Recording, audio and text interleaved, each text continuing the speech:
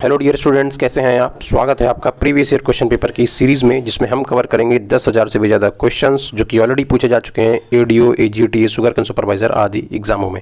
और ये वीडियो मिलेगा रोज शाम 8 बजे बाई प्रताप सर। देखते हैं पहला question, FIRB method of wheat sowing developed. ये कहाँ से डेवलप किया गया है? That is develop from Pantnagar. ठीक है, और कई बार सिंपल सा एग्जाम में पूछ लेता है कि ये किससे रिलेटेड है, तो ये आपका किससे रिलेटेड है? ये आपका व्हीट से रिलेटेड है। देखते हैं नेक्स्ट क्वेश्चन, जिसमें आपसे पूछ रहा है कि सेलिंग ये किससे संबंधित है।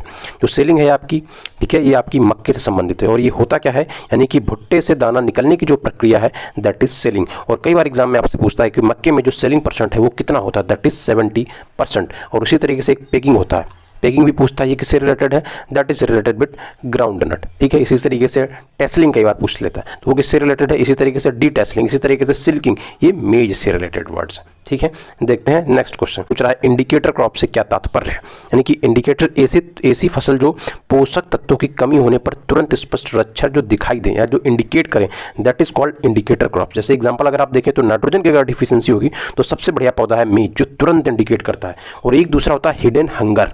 क्या होता है हिडन हंगर? उसमें क्या होता है, यानी कि प्लांट में क्या होगा, प्लांट में डिफिशियंसी होगी लेकिन वो क्या करेगा, जो सिम्टम है वो शो नहीं करेगा, वो छुपा लेगा, तो that is called hidden hunger. ये भी एग्जाम में आपसे कई बार पूछता है। नाइट्रोजन की डिफिशियंसी है तो ये आप फास्फोरस के लिए टोमेटो मेज, ठीक है, मॉलिब्डेनम काफी इंपॉर्टेंट है, that is for cauliflower.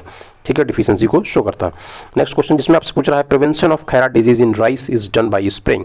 It's very common question, ठीक है, हर एग्जाम में पूछा जाता है, दैट इज जिंक सल्फेट। कई बार पूछ लेता है कितना देते हैं, तो that is 5 kg zinc sulphate plus 2.5 kg चूना बुझा हुआ और 100 लीटर पानी घोल के आप स्प्रे कर देंगे। इसी कई बार खड़िया रोग भी कहते हैं। ठीक है, और इसे कहाँ पे खोज हुआ था, फर्स्ट टाइम देखा गया था ये पंतनगर में। किन्होंने किया था? नेने साहब ने, डॉक्टर नेने।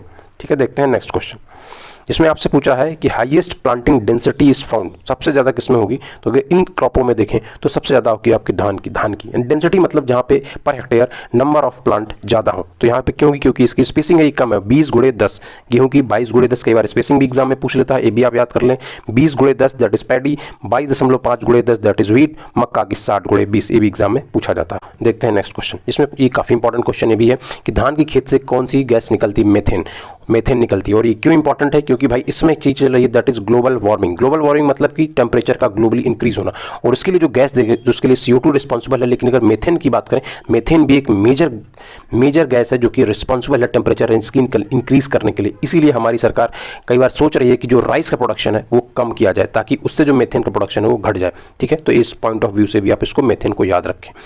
ठीक है, thank you so much for watching this. अगर आपको इन्फॉर्मेशन अच्छी लगी हो तो प्लीज़ सब्सक्राइब करें। ठीक है, और आपको रोज वीडियो मिलेगा शाम 8 बजे। मिलते हैं किसी नेक्स्ट वीडियो में।